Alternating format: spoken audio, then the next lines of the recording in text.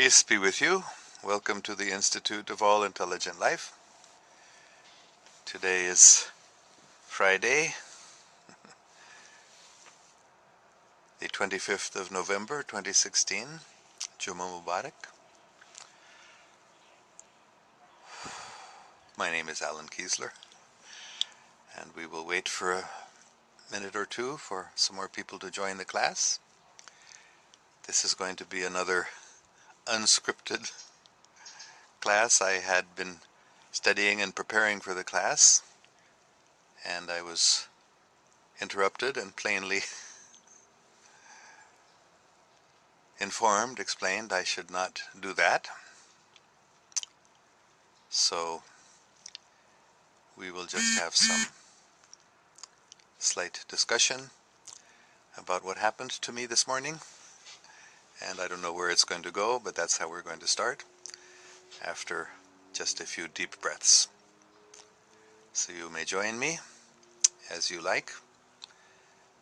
Take a deep breath in, meditating on the name of God as you choose, or meditating on your breath itself, or there are so many things you can meditate on, and then releasing the breath for about twice as long as the inhale. Very slow inhale, slow exhale. All right, we will begin now.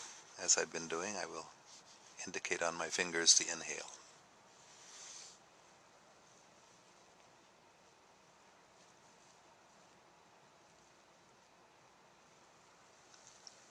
Allah, Allah, Allah, Allah, Allah, Allah, Allah, Allah, Allah, Allah, Allah, Allah, Allah, Allah, Allah, Allah.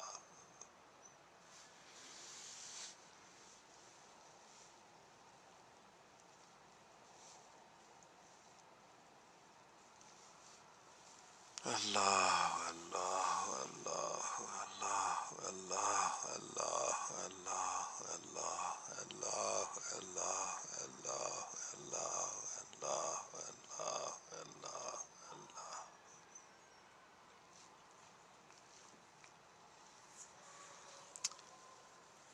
So I'm going to begin by talking about a dream that I had last night. Here it's the early morning, 6:30, so we've just gotten up, and I've been talking for a while with my mentor, and she has helped me understand something about not only my dream, but about myself. So it was a long dream, many different incidents were happening, but for example, one part of the dream, somebody was making sculpture out of like a plaster of Paris, very quickly designing these beautiful animals, especially one lion he had made. I don't know exactly what that means, but then the scene shifted, and there was it was sort of like in a zoo. It was all inside of a big building, but there was like a pond or a certain area set aside in this building where it was sort of like a zoo, where there were some animals and different creatures being kept. And the animal trainer evidently was dealing with some of the animals, and there was one particular animal which was coming towards. It was a sort of a reptile.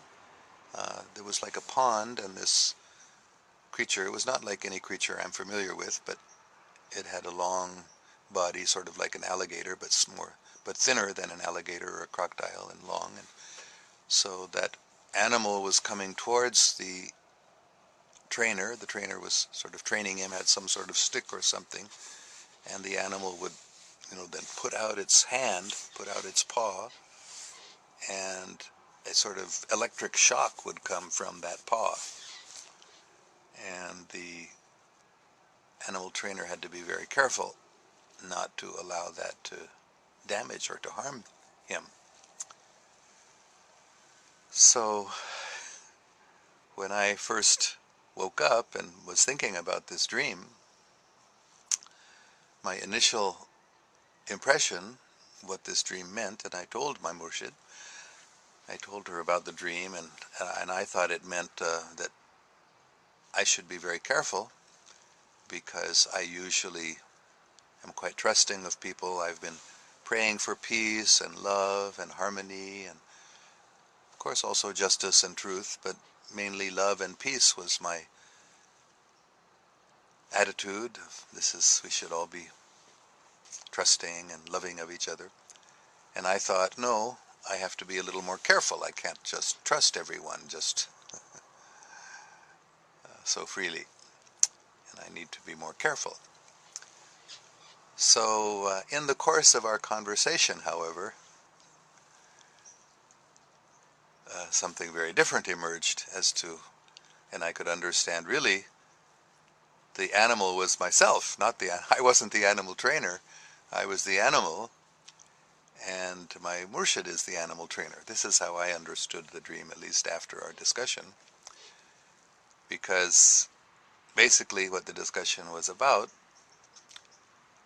was that, of course, we all know, who have had some training in Sufism or in any religious tradition, there's a common theme that one should have a mentor who will train one in spiritual understanding and will free one from one's illusions and false ideas. So we need to develop a mood of service and a mood of actually not doing what we think is the best thing to do, but carrying out the instructions of the spiritual master or the teacher. So what I realized was that I'm not very good at that. Maybe most of us aren't very good at that. It's difficult to just simply be an order carrier. We want to try to do what we think is best rather than what we are instructed to do. So it's a very difficult lesson to learn, to sincerely want to serve the teacher, because our tendency always is to not really want to serve. So even if we're instructed that it's important to serve, somehow in our heart there's a little reservation. Did I say that oh yes, you are my teacher, you are my murshid, you are my guru, I will do what you say. But in fact, we don't really want to do that, and we don't do it. We manufacture some method by which we can convince ourselves that we are following the instructions of the mentor, but actually we're doing what we want to do. And that is the tendency that we all have, I think. That's, at least in myself and many people, I have that tendency to want to adjust the instructions of the teacher according to what I think is the best thing, rather than what the teacher may have said. So this, I feel, was a very important instruction. So in order to help myself remember it, I thought it's good to repeat. That's a very fundamental principle about learning, that if you want to learn something, you have to teach it, otherwise you'll forget it. So in order to remember this understanding that I came to, that each of us must very carefully, we must observe our own minds, we must observe our own actions, we must understand what's really going on in our hearts. And what my teacher instructed me, and I actually realize it's true, that a large portion of what I'm doing, why I'm doing what I'm doing, is because I want to be popular. Not that I really want to serve, but I want people to think well of me. I want to be popular. So it was a hard instruction to accept, but I realize it's true. So somehow we have to, if we want to really accomplish something in this life, we have to give up that false ego. That I am great, I am intelligent, I can figure this out, I can do this.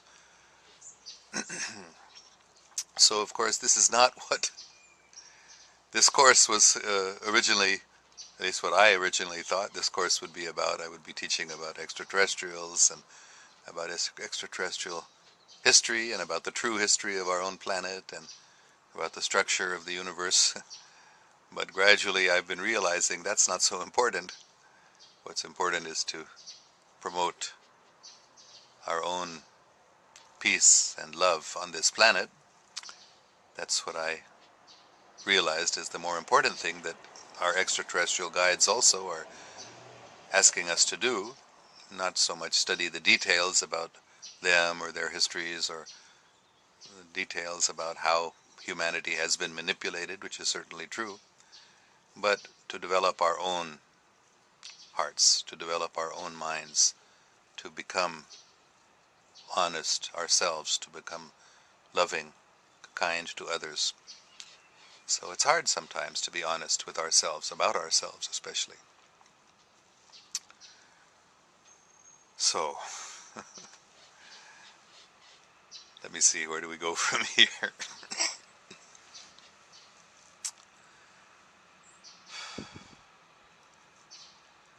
Yes, so actually what happened, I'll go ahead and give the details. This morning when we woke up, my good wife, my murshid, my teacher, she's both my teacher and my wife, she said that she suffers from rheumatoid arthritis, so she is taking a medication of turmeric. Turmeric is a very good anti-inflammatory, so she got this medicine, this turmeric liquid, and she asked me to prepare the turmeric liquid 1 ounce in 4 ounces of hemp milk and make it warm and add a little honey, and to bring that to her. So when I do something like this, I usually taste it before I give it to her to make sure that it's I guess to make sure that it's tasty. So I've never prepared this medicine for her before, and of course if you know, you probably know that turmeric is very bitter. So I prepared it very carefully, measured 1 ounce of the turmeric liquid, and then I measured 4 ounces of hemp milk. I heated up the hemp milk, and I put it together. I added some honey. No, yes, I added some honey, and it was so bitter. So I added a little more honey, and then it wasn't very hot by this time. It cooled off, and I didn't want to heat up the honey and turmeric. I didn't know if that heating would damage the potency of the medicine. So I thought, let me just heat up a little more hemp milk, add a little more honey, and then it will be a little less bitter. It'll be a little, more palatable to take. So I did that. Very foolish mistake. I heated up a couple more ounces, actually, of the hemp milk and put in a little more honey and added it to the warm, not very warm, but this time lukewarm. I made the hemp milk very hot, and I added it, and then I tasted it, and it tasted much better. It was also hotter. It was a good temperature, and it was a little sweeter and not so. It was just horrible the first time when I tasted it.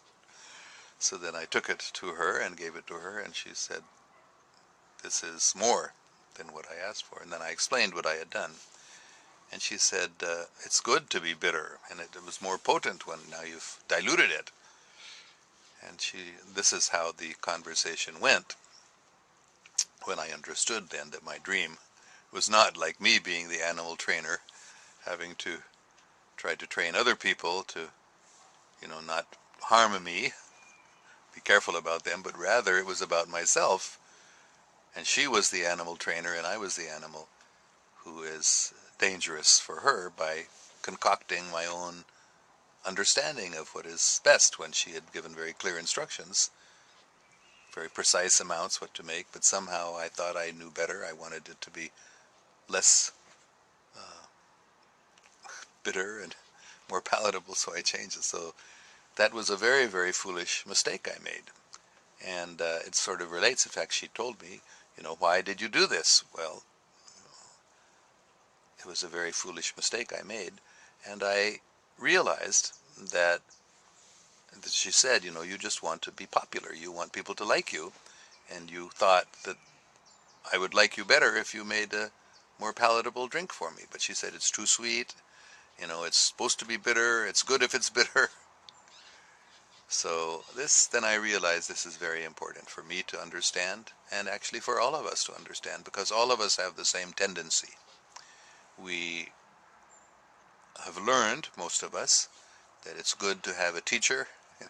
It's very obvious that we can't learn anything very quickly without a teacher. We can learn things so much more quickly if we have a knowledgeable teacher. And if we follow the instructions of that teacher, we can quickly learn. And we have the tendency, when we are taught something, to think, well, I can do it better my way.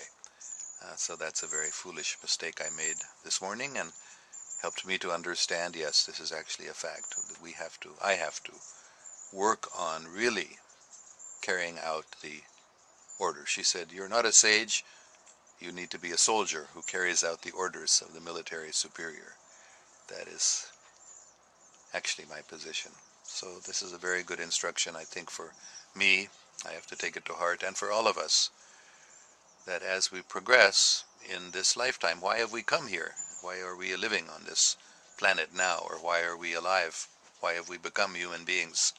Certainly it's to learn something, and this is a very important lesson for many of us, probably most of us, to learn, is that we have to accept good instruction of a more qualified and intelligent person, and we have to give up this false idea that I'm so intelligent and I can figure out what to do better than my teacher. So I think I will end now. I'm not going to make this a long class, because I was going to talk about some other things, about timelines and about human history, but that has been preempted by this, what happened to me just this morning. And I think it's a much more important instruction, very important instruction. So I'm just going to see any comments or questions here.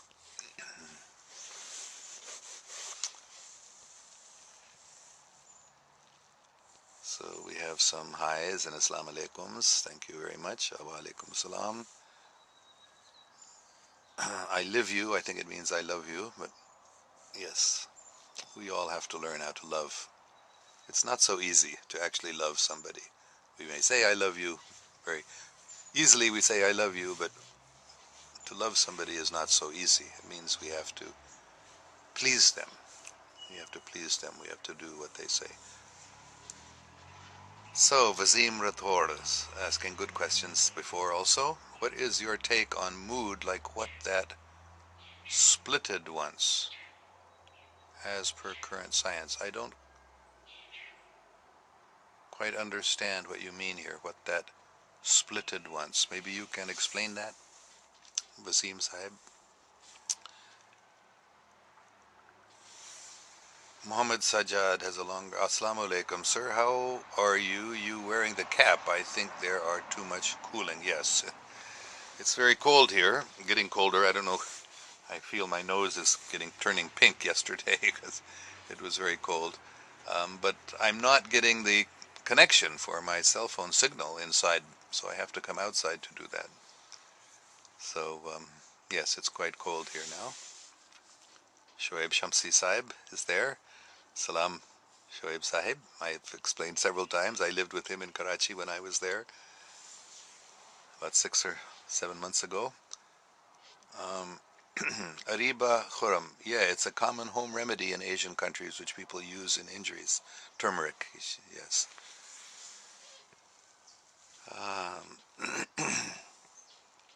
Joanna Saheba, I am eager to learn from you. Sorry I came late, but I am here.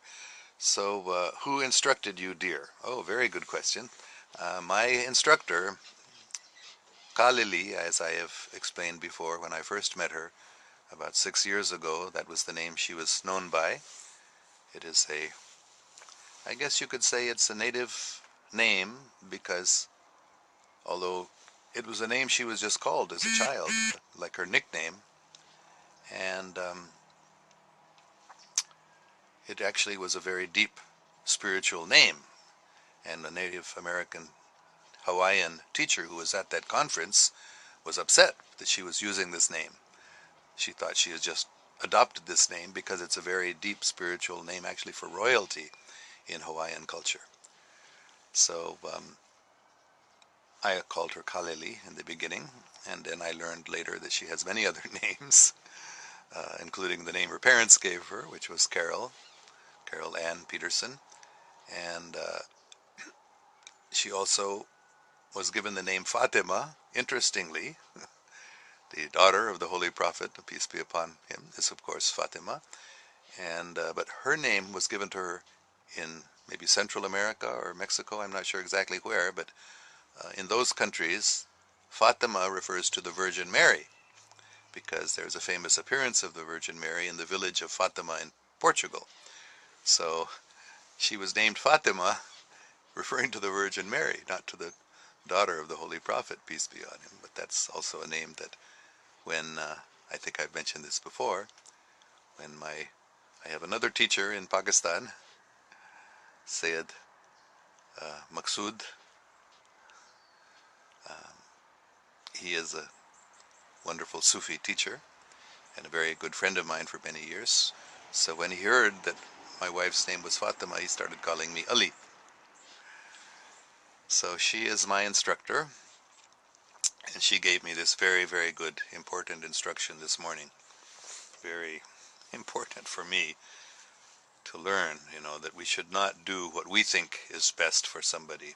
We should do what they tell us to do, especially if that person is our instructor. So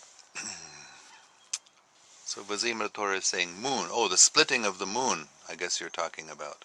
So I'm going to go back to see your comment. What is your take on mood like that? What splitted once? So you're talking about the moon. Oh, what is your take on the moon, maybe? Like what that splitted once. So there is an idea, actually it's in Christianity also, maybe it's in Islam also, about the moon splitting of the moon.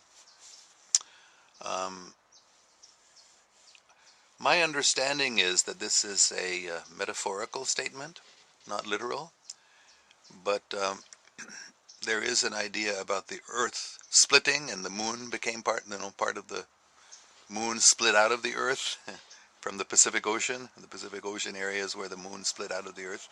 I'm still not completely sure what you're talking about, but I have talked about the moon a lot in the past in this class, because the moon is it's certainly not something that just split out of the earth. That was the theory I was taught when I was a child, that the moon was part of the earth and it somehow broke. The moon was split out of the earth and started circling the earth. But that is a very foolish idea. In fact, all the ideas that the scientists have presented don't make any sense scientifically. That the moon was some asteroid or some other object that was flying through space and it was captured by the earth's gravity. None of these scientific theories that have been presented to explain the existence of the moon really are scientifically acceptable. What is the moon, actually? The moon is a spaceship. It's not just a, solid, round chunk, as NASA discovered when they did some experiments first going to the moon. The moon is actually hollow. They crashed an object into the moon, and the moon reverberated like a bell. So the moon is actually a hollowed out, maybe. If it was not hollowed out originally, it got hollowed out, but it is hollow. The moon has a crust, but underneath it's many, many, hundreds even of layers of buildings, layers of floors, like in a big hotel or something, many stories, many floors. So the moon is like that underneath the surface. So the moon actually was brought here and put around the orbit of the planet Earth. It was orbited around the Earth in a very precise, exact place, so that the moon precisely covers the sun in an eclipse. The moon follows. This was astonishing to me when I first learned it only a few years ago. The moon follows the exact same path as the sun, 6 months opposite. In other words, the path of the sun during the summer, the moon follows the exact same path in the winter, and vice versa. So the moon definitely was not by chance captured by the gravity of the earth and started circling around the earth, by chance, and the moon was not something that split out of the Earth and started circling around it in a specific orbit. The moon was placed in orbit by a higher intelligence. So you may say that was God who put the moon there, or you may say it was a very powerful extraterrestrial intelligence. In either case, the moon definitely was put exactly in the position that it's in. And the moon is not what we think of it as, just some astronomical body. Actually it's like a spaceship, a spherical spaceship. So I hope I'm not sure if I still got the question right about the moon splitting, but that's something about the moon. All right. Let's see. Chowdhury Elmyra Hassan, we all love you, sir. Stay blessed. Well, like I was talking about earlier this morning, if you love somebody, you do what they say. You do something to please them, not what you think will please them, but what they say will please you. Shoaib Shamsi Sahib says, Salam, Alan Giesler. Wa alaikum salam, Shoaib Shamsi Sahib. Very nice to have you in this class. Joanna Saheba, how do you spell that name? I'm not sure what name you mean. Khalili, I guess. K-A apostrophe L-I-L-I. Khalili. Wonderful, wonderful. Very, very deep spiritual person. I've never met anybody so right on, so honest, totally honest and truthful person. It's hard to be honest because, especially if, as I was saying earlier, you want to please, like I want to please people, I want people to like me, I want to be popular. So then you don't want to tell the truth sometimes because they may not like it, so Khalili is not like that. She is very honest and she tells the truth, even if somebody may not like it. It's difficult to be with somebody like that, but Khalili is very honest. Okay, we have another Ikramullah Maznani here. Can you please update us on current work and efforts of Dr. Michael Sala and when you expect to meet him again? Well, I don't have any schedule now to meet him again. I don't know when I will. He lives in Hawaii. He was just visiting California when I met him a month or two ago. So update on his current work. Okay, I'll do that because I am familiar with some of the current work that he's doing, his current writings. In fact, I think I've talked about them, but he has recently written some things about what's happening in the secret space programs and the UFO community. Specifically, he wrote something about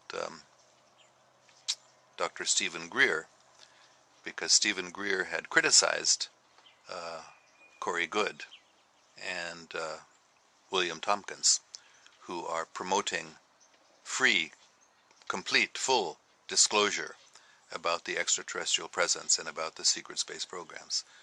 So Stephen Greer, as I mentioned again a couple of days ago, I think, he is a good man, a sincere man. I met him, had a good talk with him, and he is one of the leading, probably he's done more than anybody else to provide strong evidence of extraterrestrial presence in his disclosureproject.org. However, for some reason, he has taken the position that all extraterrestrials are good. They are better than we are. So for whatever reason he has taken that position, he's holding to that position. It's like become a religious dogma almost, that now he can't, he's taken that position so strongly, it seems like he just has to oppose all evidence to the contrary. So, very, very clear in Corey Goode's work and his instructions that there are evil extraterrestrials also, and practically everyone's aware of that. And William Tompkins also has mentioned that there were evil extraterrestrials as well as very good ones. He was being helped by very good Nordic-looking extraterrestrials in his work on this secret space programs and developing those huge space ships that he was the designer of. He received help. He and his team received a lot of help from extraterrestrials in developing those spacecraft. And they were good extraterrestrials, but there were also evil extraterrestrials. So, for some reason, Stephen Greer has taken the position there are no evil extraterrestrials, and when Corey Goode and everyone practically, but they've become very, very prominent, Corey Goode especially, and also William Tompkins have become prominent in exposing the secret space programs and for promoting full disclosure of all the truths behind the cabal interaction with evil extraterrestrials and their very, very harmful projects. So Michael Salla has written recently about this difference between Stephen Greer and Corey Goode and others. And he has pointed out that Stephen Greer's position is not consistent, that his own witnesses, because he has brought together many hundreds of witnesses for the existence and presence of extraterrestrials, that many of them also talk about evil extraterrestrials. But he sort of ignores that or overlooks that. So this is something that Michael Salla has been doing. You asked me for an update on his current work. This is something that he has been researching and writing about. He's a very, very, Michael Salla is an incredibly good researcher, very excellent researcher, very good man, very honest man. So I think that's about all I can say right now about the current update on his work. That's just the latest thing. Of course, he's also, you go on his exopolitics, I think it's exopolitics.org website, and you'll always get a lot of good information from there, updates on his work.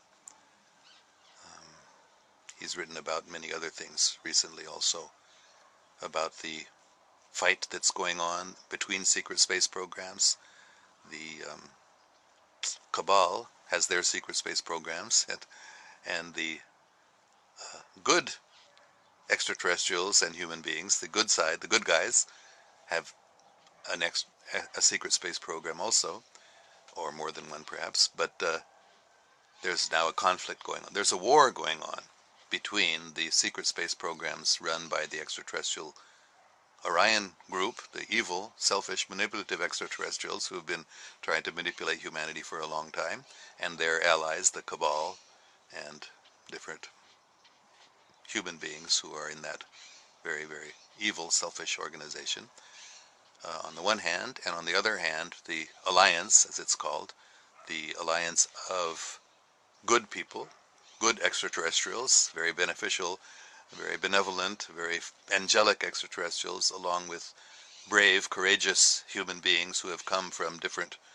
backgrounds, especially in the military, in the Navy, in the United States Navy. There have been a lot of very good people, honest and patriotic people who have worked with good extraterrestrials in their secret space programs. So this war is actually going on, and Michael Salla has reported some of the things, often coming from Corey Goode, and then he does further research and checks it out, and then he writes about it. So this is going on right now. I think it's still going on, but he wrote about this a month or two ago, about how some of the cabal members who have a huge secret military, secret space program base in Antarctica, they were trying to escape from the Earth because they were thinking there may be some dangerous astronomical event, or they realized that their position on the planet is, they're losing their power, they're being exposed. More and more people are finding out about what they're doing. So they were trying to escape from Antarctica to go to some place where they felt they would be safer, and they were stopped. They have these large spacecraft. There's actually a drawing of it on Michael Salla also put that on his website, and it came originally from Corey Goode. His website is Sphere Being Alliance. I guess it's .com, spherebeingalliance.com. So there's a picture actually of those large cabal spacecraft, leaving Antarctica and being intercepted by these smaller chevron-shaped craft, which the cabal was unaware of them. These are much more advanced, powerful craft than the ones they have, which have evidently been given to the Alliance by perhaps the Sphere Being Alliance people. So these are some of the things that Michael Sala is researching and reporting on. That's just a little update. But go on his website. You can keep it up to date. All right, let's see. Okay, Bazim Rator has come back with a little more explanation. Yes, as per Islam, Prophet split it into two pieces and joined again. And I read somewhere NASA also said once moon have signs of rejoint. Okay, so this is something a little different than what I was saying. So according to the Islamic teachings, the Holy Prophet, peace be upon him, split the moon into two pieces and then joined it together again. That seems to be what you're saying here. In any case, I've not read this about NASA saying the moon was split and rejoined. I'm not familiar with that. But there is a tradition about the moon splitting. That would happen in the last days or in the day of judgment. The moon would be split. But I think that is metaphorical. I don't know if that is a physical thing. Joanna Sahib, the moon is hollow. Yes, I'm glad you're aware of that too. Yes, the moon is actually hollowed out. There are huge caverns in the moon, which may have been built there by the ancient builder race. They may have been the ones who put the moon in place, a long, long time ago, or perhaps it was somebody else. But the moon is definitely hollowed out. There are huge cities, multi levels, hundreds of levels, cities underneath the surface of the moon, and it indicates by the size of those layers and by the size of the structures inside of them that the people who built it were much, much bigger than we are, much taller. They may have been 30 or 40 feet, some beings, or even 70 or 80 feet, that is, 10 meters or almost 20 meters tall. That's how big those structures are underneath the moon. Bazim Rator, learning about moon, that it's a space spaceship or space station like that. Yes, the moon is actually a very, very ancient space station. It's a good way to say it. And there are many different extraterrestrial races that have their bases on the moon. Chima Art, I just want to mention that here that there is this one kind of guidance that one receives through intuition, and the murshid becomes your teacher through a dream, and this process is an established one. You must have heard about it. I don't exactly now recall the name of that silsila. I assume you must have heard about it. I'm not sure which silsila you're talking about, but there are traditions in which the murshid becomes a teacher through a dream. That does happen in, I think, different traditions, different silsilas.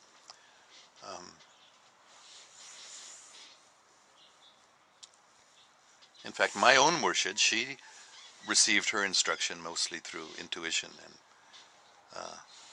rather than being in a silsila like that. Joanna Sahiba, I think the moon might be hollow as well. Sorry, I mean the sun. Yes, I believe the sun is also hollow, although I know much less about it than the moon.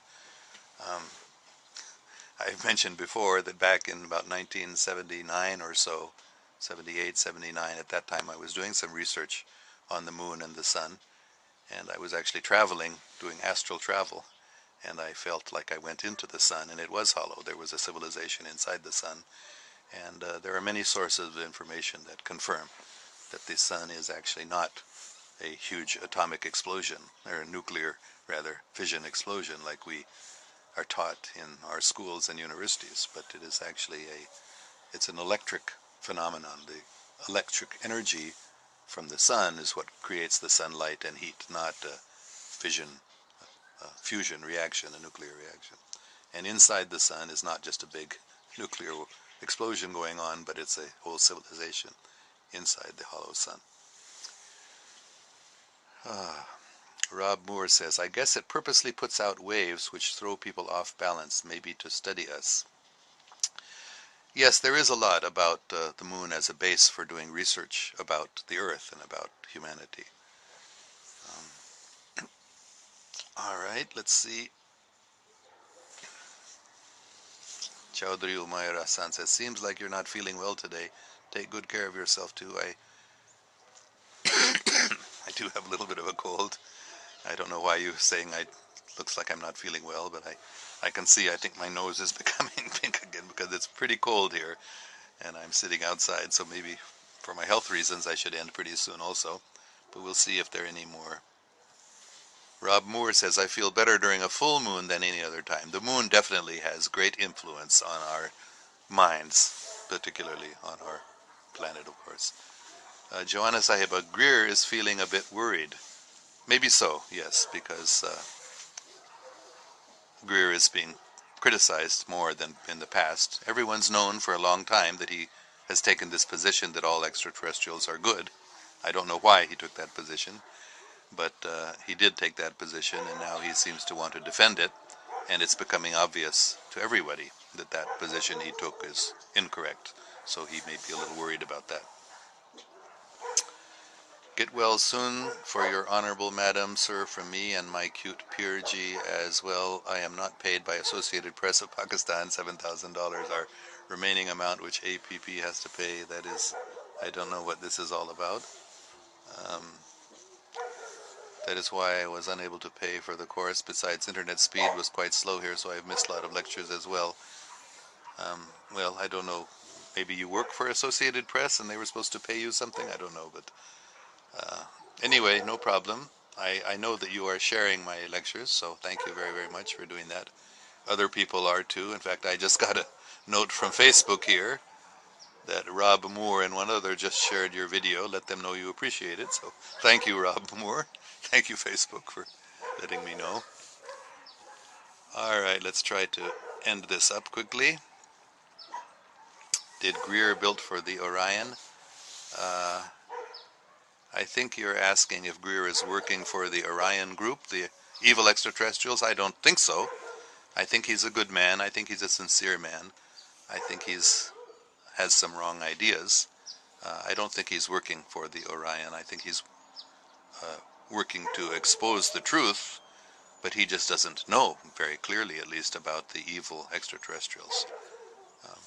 He certainly has done an awful lot of good by informing people about especially American military and intelligence officers and other officials from different countries who have testified. He has brought them into the open on his website and on the very important work he's done, informing people about the hundreds of witnesses for the reality of extraterrestrial presence, government officials, military and intelligence officials. So I don't think he's built for, you mean working for the Orion group? Maybe I've misunderstood your question. If I have, you can clarify that. Okay. Could you please post these important links on your blog? Okay, I will put them on my blog. I'll put them right on this video also. Bazim Rator, sorry to ask, but I don't know your professional background. Was you a soldier or some researcher? I know you was in for long as your parents were here, but can you tell me something about you in short? My profession was I was a professor for many years. I taught in Pakistan also at FC College in Lahore. I taught in Hong Kong briefly at the Chinese University of Hong Kong as a visiting scholar. I was professor of history and Pakistan studies at FC College. I taught before that in Berkeley at the Graduate Theological Union. I taught South Asian religions and interfaith dialogue. And I taught at Berkeley also when I was a graduate student there. I taught again South Asian literature and religion. So my professional background is as a teacher, as a professor. So I'm continuing that as a teacher and professor now in this course. I was never a soldier. I never joined the military. Fortunately, during the Vietnam War, when I would have been drafted otherwise, Nixon introduced a lottery system for the military draft, and I had a high number. My birthday was by lottery, by chance, was a very high number, so I did not get drafted into the military. So I was able to avoid that. And I have been a researcher, yes, for many years. I've also been researching on different topics. especially now, the last few years, I've been researching more about extraterrestrial phenomena. My parents were in Pakistan, yes, my parents were working in Pakistan, so I was born and raised, that's why I speak Urdu, like a Pakistani. And so I hope that's something about me. There's much more about me. You can go to the website, allintelligentlife.com. There is a section about me there that will give you much more information about my background. Okay, thank you Vazim, Rator, and 2 others for sharing my video also. Facebook's telling me to let them know that I appreciate it. I do appreciate it when you share my videos, because I feel, although I am very unqualified, this knowledge that I'm trying to share is very, very important for everyone. We need to understand about the extraterrestrial presence, because it's been very, very influential in human affairs, and it will be very important for people, more and more people, to know about the extraterrestrial presence, so that when it becomes announced, it won't be so disturbing and so shocking. Okay, thank you all very, very much. May God protect us all. And tomorrow, सनीचर उर्दू में class होगा, तो कल इसी time पे इंशाल्लाह हम मिलेंगे और उर्दू में chat होगा. That is, I'll say it in English too. Tomorrow the class will be in Urdu. There will be an Urdu chat.